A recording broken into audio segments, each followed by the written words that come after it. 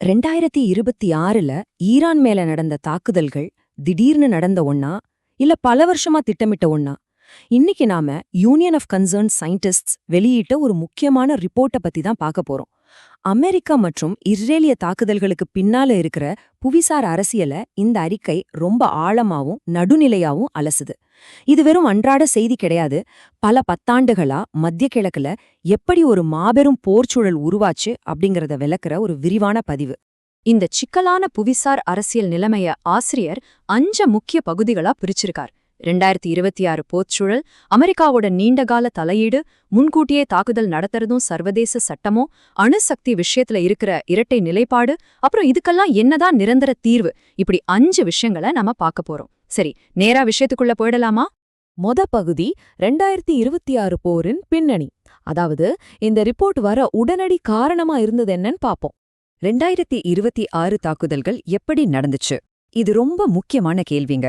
ஏதோ மேலோட்டமா அணுசக்தி பிரச்சனைன்னு மட்டும் பார்க்காம உண்மையாவே பின்னாடியில என்ன நடந்துச்சுன்னு புரிஞ்சுக்க இந்த ரிப்போர்ட் உதவுது. இது ஏதோ ஒரே ராத்திரியில் எடுத்த முடிவு கிடையாது. பிப்ரவரி 2026ல நடந்த விஷயங்களை வரிசையா பார்த்தா ரொம்பவே அதிர்ச்சியா இருக்கும். ஈரான் அவங்களோட யுரேனியம் செறிவூட்டல 60% அதிகமாக்குனதுக்கு அப்புறம் நிலைமையை சமாளிக்க அமெரிக்காவும் ஈரானும் ஜெனீவால மறைமுகமா பேச்சுவார்த்தை நடத்தினாங்க. ஆனா அந்த பேச்சுவார்த்தை முடிஞ்ச 2 நாள்ல ஈரான் மேல போர் விமானங்கள் தாக்குதல் நடத்துது.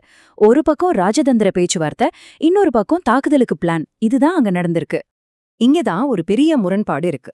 தாக்குதல் நடக்கிறதுக்கு முந்தைய வருஷம், அதாவது மார்ச் 2025ல அமெரிக்க உளவுத்துறை இயக்குநராயிருந்த துளசி கப்பாட் ஈரான் அணு ஆயுதத்தை உருவாக்கல அப்படின்னு அமெரிக்க உளவுத்துறை உறுதியா நம்புறதா சொல்லியிருக்காங்க. அப்போ உடனடியா எந்த ஆபத்தும் இல்லாதப்போ இந்த தாக்குதல் ஏன் நடந்துச்சுங்கிற கேள்வி ரொம்ப வலுவா எழும்புது இல்லையா? இப்போ 2வது பகுதிக்கு வருவோம். அமெரிக்காவோட பல தசாப்த கால தலையீடு. இந்த சமீபத்திய நிகழ்வுகள் எப்படி பல வருஷ தலையீடோட தொடர்ச்சியா இருக்குன்னு பார்க்கலாம். இது 1953ல மக்களால் தேர்ந்தெடுக்கப்பட்ட ஈரான் அரசு கவிழ்த்ததிலிருந்து தொடங்குது. ஆனா இதுல ஒரு பெரிய வரலாற்று முரண் என்ன தெரியுமா? பனிப்போர் காலத்துல தங்களோட கூட்டாளியான ஷாவோட ஆட்சியை பலப்படுத்த ஆட்டம்ஸ் ஃபார் பீஸ் திட்டத்தின் மூலமா ஈரானுக்கு முதல் அணுசக்தி தொழில்நுட்பத்தையே அமெரிக்கா தான் கொடுத்துச்சு. அதாவது இன்னைக்கு எதை எதிர்த்து சண்டை போடுறாங்களோ அதற்கான விதைய விதைச்சதே அவங்கதான். அதுக்கப்புறம் காட்சிகள் அப்படியே தலகீழா மாறுது. 1979 இஸ்லாமிய புரட்சி. ஈரான் ஈராக் போருக்கு பிறகு ஈரான் மேல கடுமையான தடைகள் வருது. இதனால மாற்று வழி தேடின ஈரான் பாகிஸ்தான் கள்ளச்சந்தையிலிருந்து சென்ட்ரிஃபியூஜ் தொழில்நுட்பத்தை வாங்கி தங்களோட அணுசக்தி திட்டத்தை மறுபடியும் ஆரம்பிச்சாங்க. பல வருஷத்துக்கு முன்னாடி விதைக்கப்பட்ட அந்த விதைதான் இன்னைக்கு பெரிய புவிசார் அரசியல் பதற்றமா உருவெடுத்திருக்கு. 3வது பகுதி, முன்கூட்டியே நடத்தப்படும் தாக்குதல்களும் சர்வதேச சட்டமும். இப்படி முன்கூட்டியே தாக்குதல் நடத்துறத சர்வதேச சட்டம் எப்படி பாக்குதுன்னு இந்த ரிப்போர்ட் அலசுது. அந்த அறிக்கையின்படி பார்த்தா இந்த 2026 தாக்குதல் ஏதோ ஒரு தனிப்பட்ட சம்பவம் கிடையாது. 1981ல ஈராக் மேலேயும் 2007ல சிரியா மேலேயும் நடந்த தாக்குதல்கள் மாதிரி இதுவும் ஒரு தொடர்கதைதான். இப்படி அணுசக்தி மையங்கள் மேல அமெரிக்காவும் இஸ்ரேலும் தொடர்ந்து இணைஞ்சு தாக்குதல் நடத்துறதும், அதுக்காக அவங்க எந்த சர்வதேச விளைவுகளையும் சந்திக்காம தப்பிக்கிறதையும் இந்த ரிப்போர்ட் ஆழமா சுட்டிக்காட்டுது. வரலாறு எப்படி திரும்புறதுன்னு பாருங்க.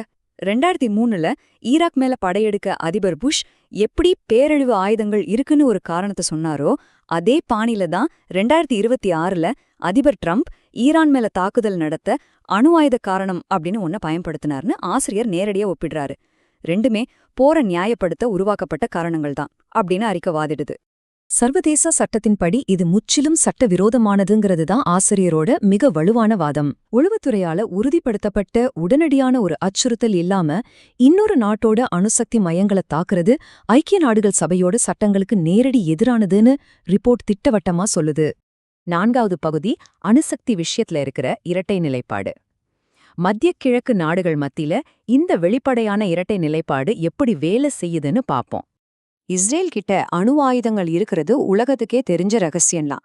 1986லேயே மொர்டிகாய் வனுங்கிறவரு இதை அம்பலப்படுத்திட்டார்.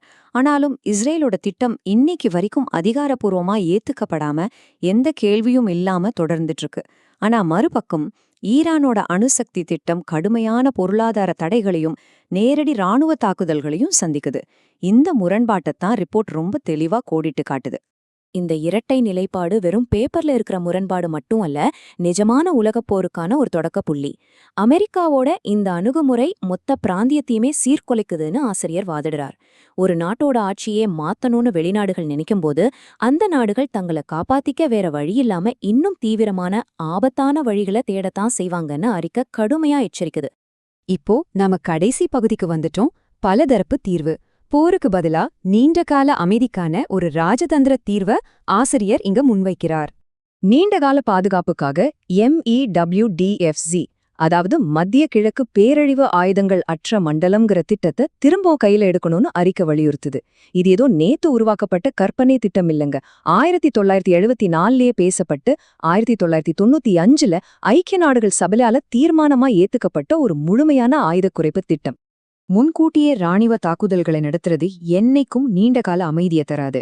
அதுக்கு பதிலா அரபு நாடுகள், ஈரான், இஸ்ரேல் எல்லாரும் ஐநா அமைப்புக்குள்ள படிப்படியா ராஜதந்திர பேச்சுவார்த்தைகள் மூலமா ஒரு முடிவுக்கு வரணும்னு ஆசிரியர் ஆணித்தரமா சொல்றார். ஆயுதங்களை கைவிடுறதுக்கு பதிலா எல்லாருக்கும் உத்தரவாதமான அமைதியை கொடுக்கறது மட்டும்தான் இந்த போர் சுழற்சியை உடைக்க ஒரே வழி. இந்த விளக்கத்தோட முடிவுல நாம ரொம்பவே ஆழமான ஒரு கேள்வியோட நிக்கிறோம்.